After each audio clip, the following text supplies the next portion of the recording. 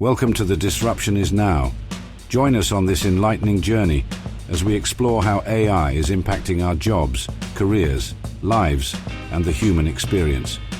Each episode, host Greg Matusky will converse with visionaries and innovators at the forefront of AI, diving into its challenges, opportunities, and impact. So buckle up as we venture into the heart of disruption, and together, let's unfold the future. I just want to welcome you to another episode of The Disruption Is Now. This is the podcast where we talk about all things AI, specifically generative AI, and how it's going to affect human communications. I'm Greg Matusky. I'm CEO of Gregory FCA, and I'm a passionate storyteller, and my career's been reinvigorated by what's going on in artificial intelligence. Real excited about my guest today. It's someone I met a couple of years ago. I was doing a tour of England, and I met today's guest, and I was really impressed with him and his wife's really intellectual and smart look at PR. He owns his own PR firm in London. Tom Fry is a co-founder of Resonance. I said it right, Resonance PR. And he's a graduate of Cambridge University, came up through a whole different route. He came up through technology and banking, and brings a different perspective to PR because of that. So does his wife, Claire, who is an exquisite PR professional and very analytical, both of them, which I appreciated. I have to tell you, Tom, I was at Cambridge once. Did you know that? No, I didn't. I went to Cambridge once when I was a young man. I was on a traveling track and field team, and we ran against Oxford and Cambridge. And we actually ran around the square at Cambridge, which is famous in Chariots of Fire when they run. I don't know if you ever saw that movie, but it was probably before your time. But it was about the early Olympics, and it took place at Cambridge. And you ran around the square before the clock struck 12. You had 12 chimes that you had to beat when you ran around the square. I think at Trinity. Was Trinity one of the colleges? Was that your college? No, that's right. Chance? It's Trinity. It's one of their courts. Kind of famously so. So I have to tell you, it was a great adventure. We went to Cambridge, and I will tell you that the young women at Cambridge really liked Southern accents and of Americans. And by the time we left, we were all talking just like this. We're just like, "How you doing? How you all doing?" They loved that. So anyway, but Tom, really want to delve into some of what you're seeing with generative AI on the other side of the pond here in the U.S. I think we're pretty closely aligned in what we're seeing. What really fascinated me is your openness and your progressiveness with regard to it. Tell us a little bit about what you're seeing right now and how you think it's going to transform what we do for a living. Yeah, absolutely. Well, firstly, thank you very much for having me on the show. And yeah, you're right. I mean, I've not followed the traditional route into PR. I kind of see myself as a technologist, and that kind of was always and still is my kind of superpower when it comes to public relations is really understanding the technology. And what's interesting about all this kind of AI talk and generative AI is it kind of comes very much back into my sweet spot of technology, and it's it feels like it's kind of almost come full circle. I'm kind of back talking about and working in tech again and playing around with new technology. That's really interesting because I come from a wholly different perspective. But I feel like it's come full circle for me. I come from the storytelling tradition. That was always my strong point. Although I love technology, I would not at all call myself a technician or to be proficient in the heavy lifting of technology. But I always loved, I remember the first time I saw a piece of type move freely on a computer screen in desktop publishing and how excited I was. I remember the first time I downloaded an MP3 in the late 1990s. So I share that with you, but I also love the storytelling notion of human communications. Sometimes I worry that AI could disrupt that or add to it. You got any thoughts on the storytelling that you do for clients and how it can improve it, advance it, accelerate it?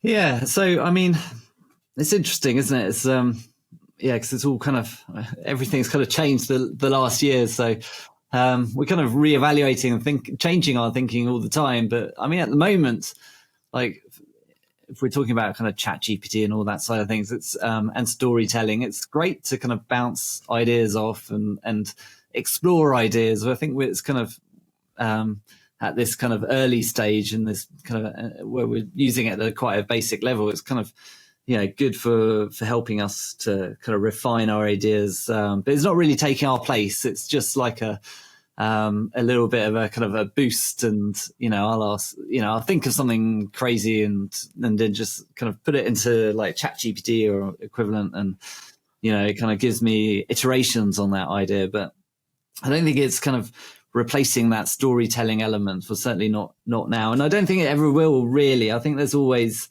there's got to be that kind of strategic eye. There's got to be kind of human led. The human in the loop to begin with, to kind of set it going and give it that initial input. It's on my perspective, I'm seeing three big areas, right? I'm seeing content, right, which I do think it is a skill leveler, no doubt about it. My tests here and all the deployment we've done, it brings junior level talent much closer to senior level talent. Senior level talent doesn't get the same bounce from it because they're fully grown professionals, but junior level talent can really improve the quality, velocity of content.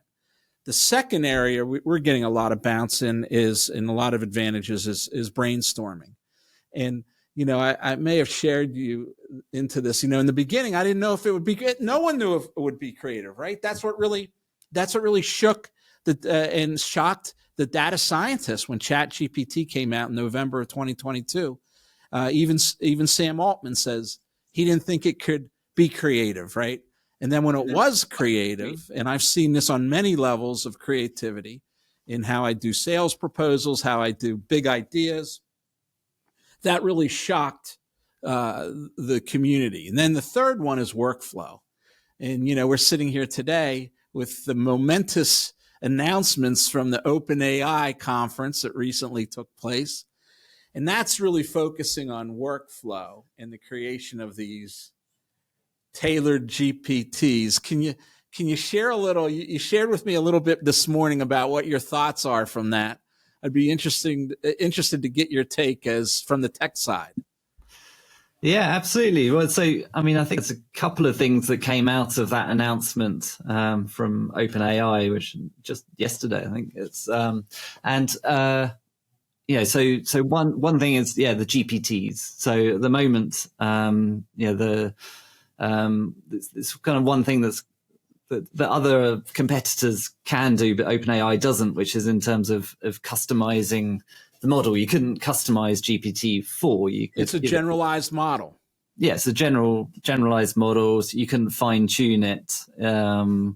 So you kind of were limited to kind of customizing the input to get your desired output. So we've got a couple of things coming. One is the customized GPTs, which is really interesting because then you can train it on your content and give it a. That's going to be within the tailored GPTs.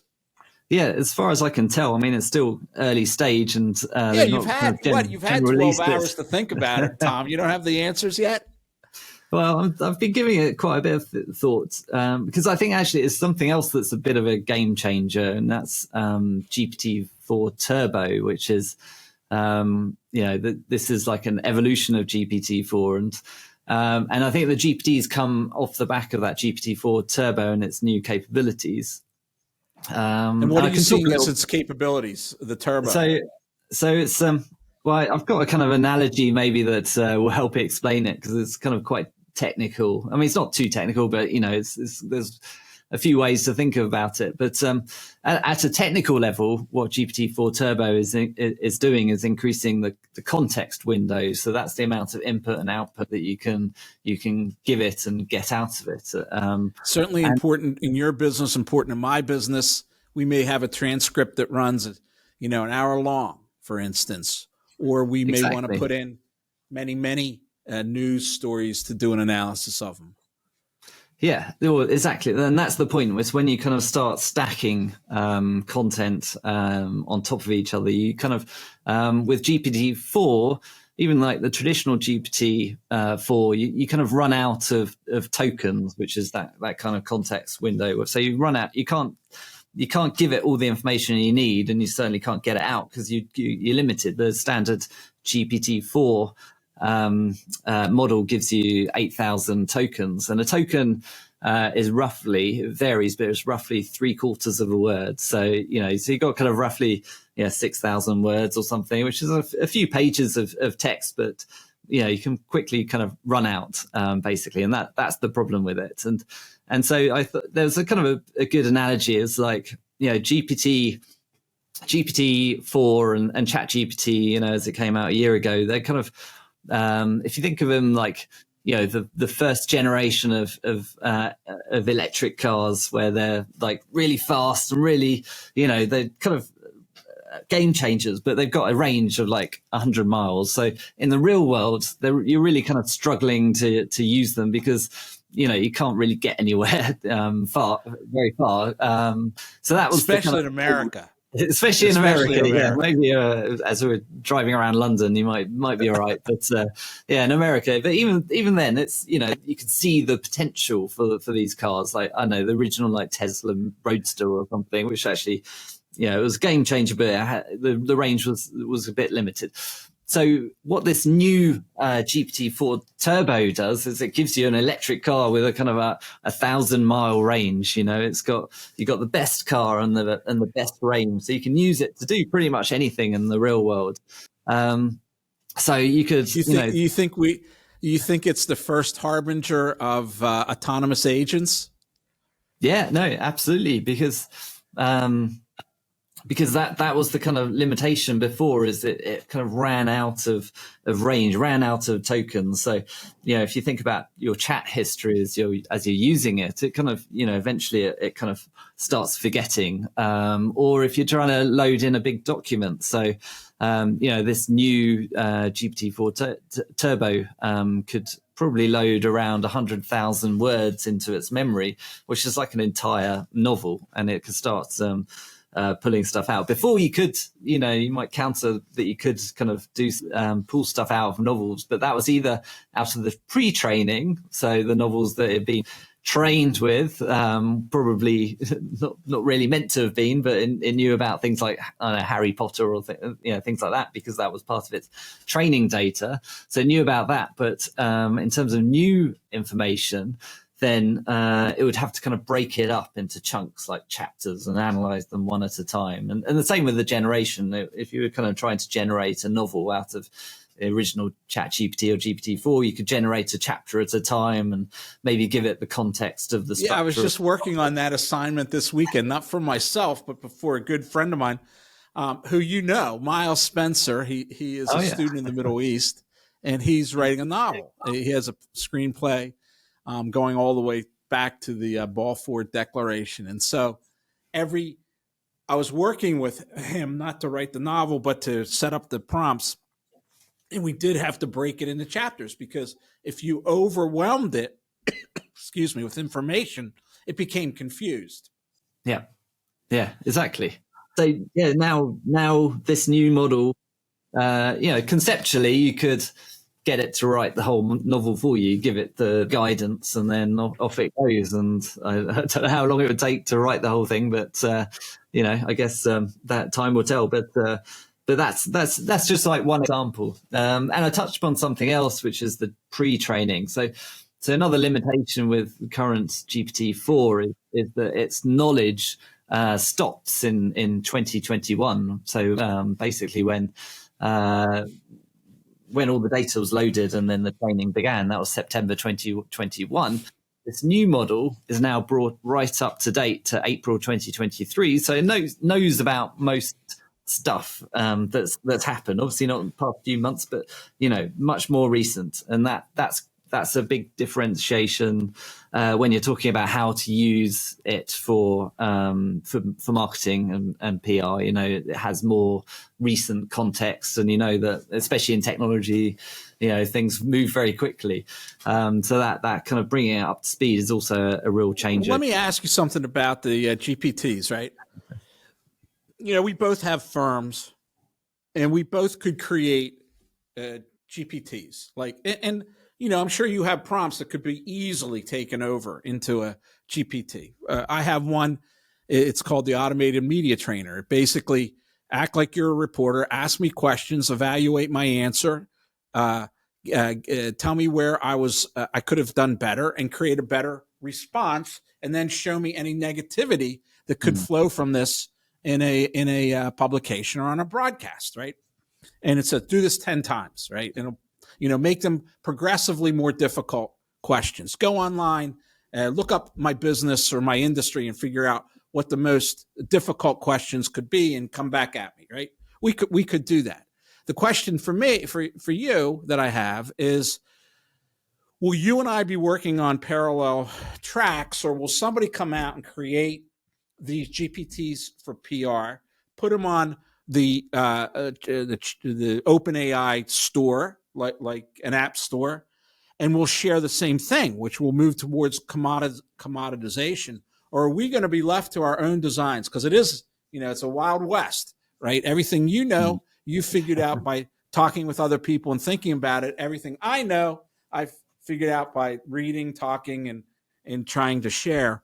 So what do you think will be the movement there? Well, I mean, I think this is where it gets really interesting for PR agencies like ours. And it's not, we're only talking a few years away that this is going to be quite massively disrupted, I think. Because you're right, it will become more commoditized and more automated. I mean, you think about a lot of the day-to-day work that we do in agencies, especially on the kind of more junior end.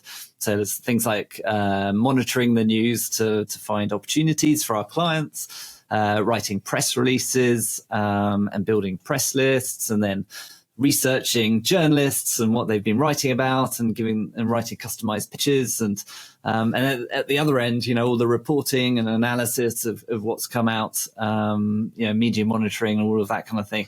All of that can be automated. Even that the technology we have today, GPT-4, that pretty much most of it can be automated. Well, let's talk about some of those things. And things, you know, one of my pet peeves are all our vendors who take, you know, who like live off our retainers. Many of them sell media lists, which really hasn't gone much further than selling a media list, a database to us. There are real impediments there. It's hard to find the media online, right? At least I'm told that by certain vendors. Do you think that's within our sight, that we could set up an autonomous agent that would go out and build our list? We come in on Wednesday morning and boom, it's there for us. Well, I guess with the media databases, they still have their kind of proprietary information, which is basically, you know, the contact information of journalists, which aren't necessarily on the public web. So they'll probably very tightly kind of keep hold of that for the time being.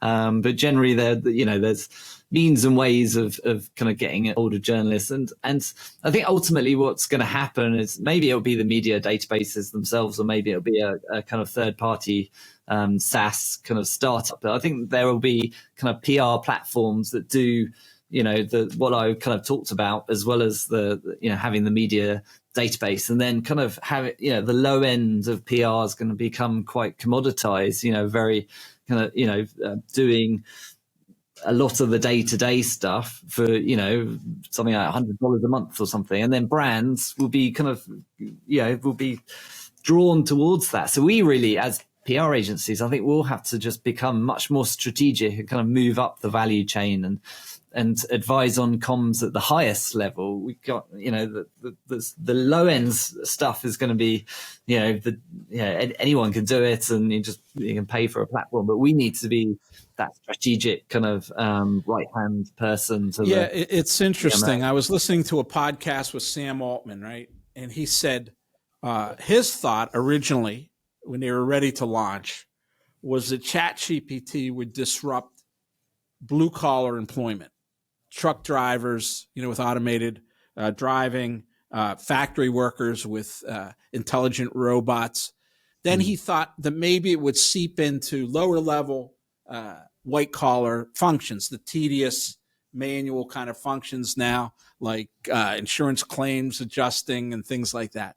Then he thought it would have the opportunity to disrupt the higher level, more high paying, like management consultants. He never thought it would reach the level of creativity. He thought that that was on a planet, a universe of itself. And he said, I was wrong. The pyramid's turned upside down. The first thing it's disrupted is creativity. The second thing it's disrupted is high-paying management consulting. The third, right, still is the workflow of the tedium. And the fourth are the plumbers and the electricians and the people who actually do stuff, unlike you and I, Tom. They actually do stuff for the world. And I found that interesting, and it really does point out, where are we going to fit in the future? So let's play a game. You ready? Yeah, sure. I'm not sure if you know Ethan Molick, the Wharton professor who publishes a lot, but he calls it the jagged edge of what AI does well and what AI does not do well. So I'll give you a thing that we do, and I'd like you to rate it as to whether you think in your current worldview, whether on a scale from 1 to 10 being does it, 1 being won't ever do it, where it'll be. Okay. So You give your score, I'll give my score. How's that sound? Okay. Yep. All right. Write news releases. There's right up there, kind of an 8 or a 9. It's going to be 8 or 9. I'm with you, brother. 8 or 9. All right. Next. You ready? Do create media lists. Let's do that one. Let's score that one. I think it's like a 7 or 8. It's just that proprietary data that's going to be kind of closely guarded. The journalist email addresses, which is doable, but their kind of contact numbers and things like that. Right. I'm going to come in a little lower right now. I'm looking at it right now, and I've tried to create prompts or right now, yeah, it's kind of a 5 autonomous agents, and it always says hitting a firewall. Trying to go to muck rack, hit firewall. Write media pitches. And again, it's like 8 or a 9 or a 10 maybe. It's like you give it as long as it can find what journalists have written about, it can do very strong kind of customized pitches, and and that's where I think some of its most valuable kind of ways of being used for PR is in the next kind of 12 months. It's really you and I will have to discuss this more, because right now I'd give it a 2 or a 3, because a pitch could be, hey, Helen's available today at 2 to talk about the Fed rate increase. If the journalist knows Helen, that could be your whole pitch. So we just haven't mastered that. We get back very, bulletized as cold and different pitches. So we're not there yet. So I'd like to pick your brain on that one and figure out how to come up to speed. I think you touched upon something though there. It's that relationship angle. That's what can't be automated. That's what's not ever going to go away. So if you have that relationship with a reporter, if they know that you're a good source of information, or if they know that you're good for an interview, or you're good on tape or whatever, then that's kind of gold dust, and that will become even more important going forwards as the lower end becomes commoditized. As you need to keep those and build those, nurture those relationships. How about brainstorming new creative ideas for a new business pitch? Somewhere kind of in the middle, I guess. Like it's 6, 7, 8. I mean, we've had varied results. Like, I think it's good at giving some good ideas. It gives you a starting point, but you need to kind of that's where kind of there's some extra value that you can add. It's good as like a kind of co-pilot of idea innovation. You kind of give it a few ideas, it comes back with some more. You kind of to and fro a little bit. It's like having another person in the room in that sense. I'm with you. It'll give you, my experience is with brainstorming, out of 10, it might give you 2 or 1 phenomenal ideas. This is where I'm interested in seeing Gork.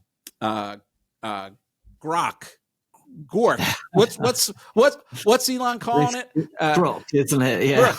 I always think of Gronk because that's a famous American real football player. But I'll be interested to see that whether this spicier, more creative endeavor.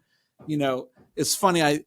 For $22 a month, if I can get one great idea out of it, I'll gladly pay the $22 a month. Right now, with OpenAI, we get a lot of obvious ones. You could start a podcast. You could do a blog, right? And then hidden in there'll be one idea that if you just spin it a little bit, it could be gold for a pitch. So we are seeing some value there. How about image creation? How about creative? Where do you think it stands, 1 to 10?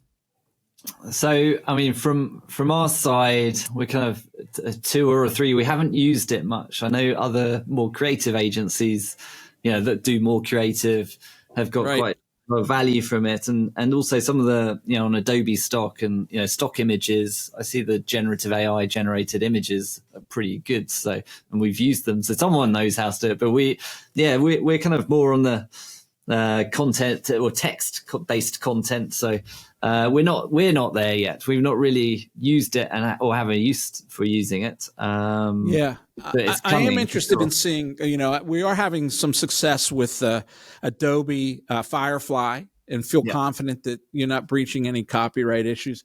And then also, the demonstration on Canva yesterday or recently when OpenAI did their dev conference was pretty impressive in that it allows you to go back at it. So if you say, make a flyer for XYZ or make an ad, you can say, change the font. And that's right now very difficult to do with DALL-E. It's just not an easy process to go through that. It's not really a chat bot. You're just kind of, what they showed yesterday was a chat bot that interfaces with Canva that I think will have real opportunity as it applied to more asset classes like Adobe or like Getty or any of the other stock houses.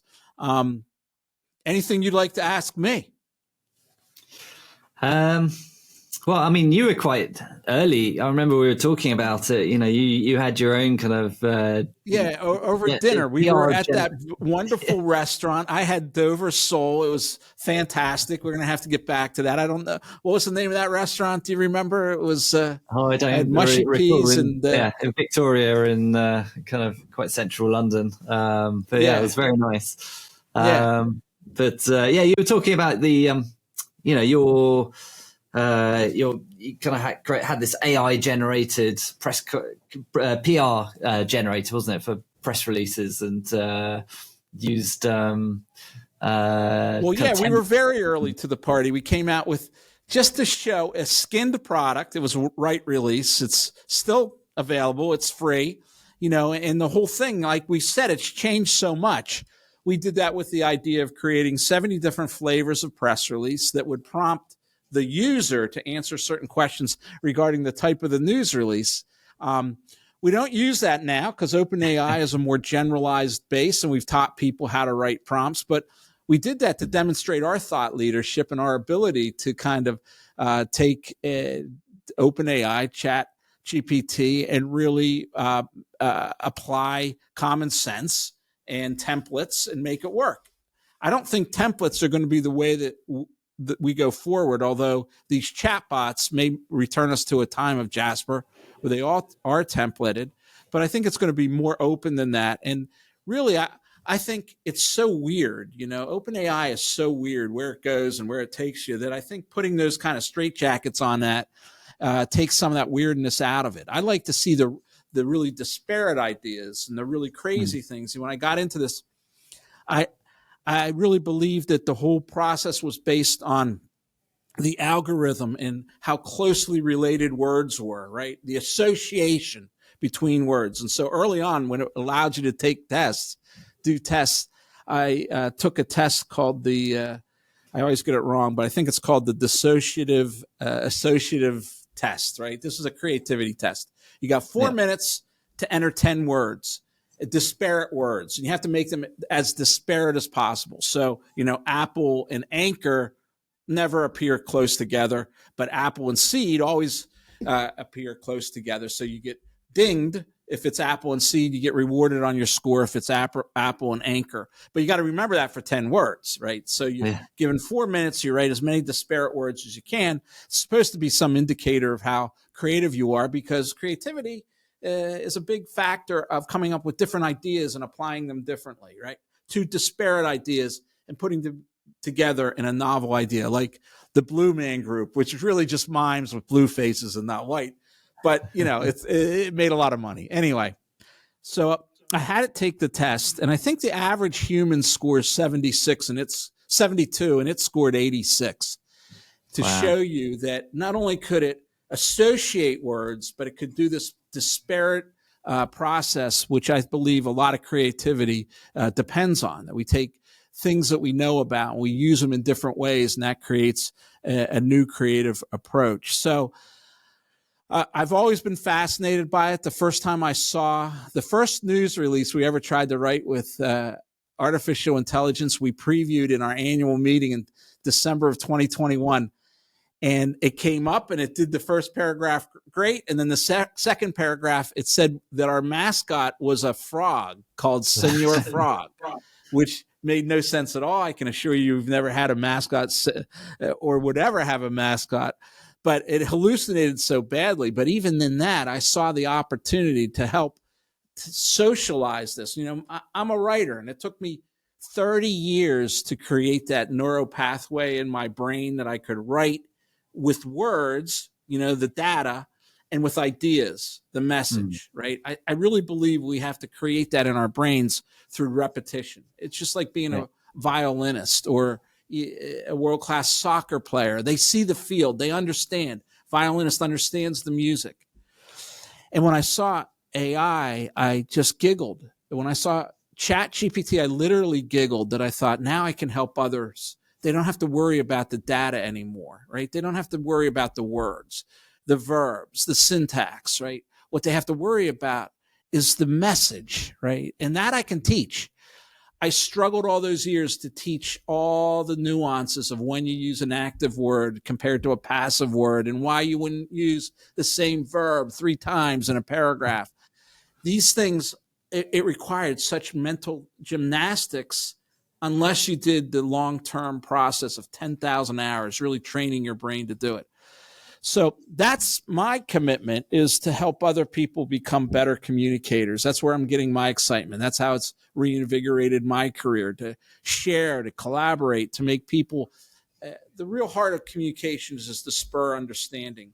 And if we can do that as professionals and help our people, right, achieve that and become better in their careers, it's the best way to future-proof their careers and our businesses and our industry. So that's always my mantra. I don't know if you say I'm crazy and philosophical. No, absolutely. I'm an old dude. I've been around a long time, Tom. So no, I think we've got to embrace this change. And you're right. I mean, it's I guess it just there's the saying, rising tide lifts all boats. It's lifting the quality of all PR, which is only a good thing. The quality of communications.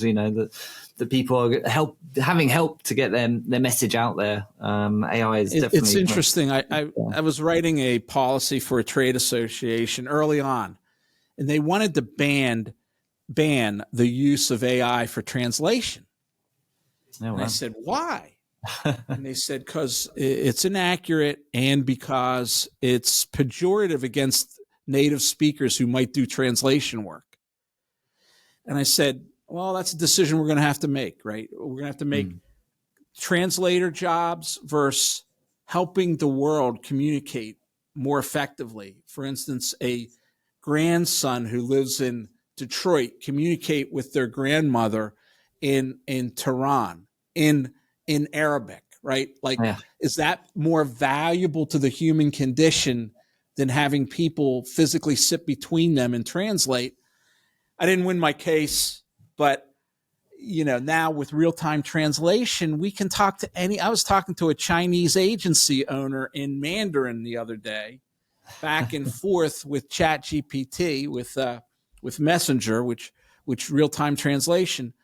And I gained such a great appreciation for what he's facing and his business, which I never could have done with a translator sitting between us. But anyway, Tom, it's been amazing. You're the only Cambridge grad who I know. You've taken a different route. I admire what you're doing there with your firm in London, and say hi to Claire. And I appreciate your time. It was very insightful. Yeah, likewise. Well, thank you for having me on. And I really enjoyed our conversation. This podcast is a production of Gregory FCA. If you enjoyed our discussion today and want to continue exploring the transformative power of AI, please check out more episodes and subscribe wherever you listen to podcasts.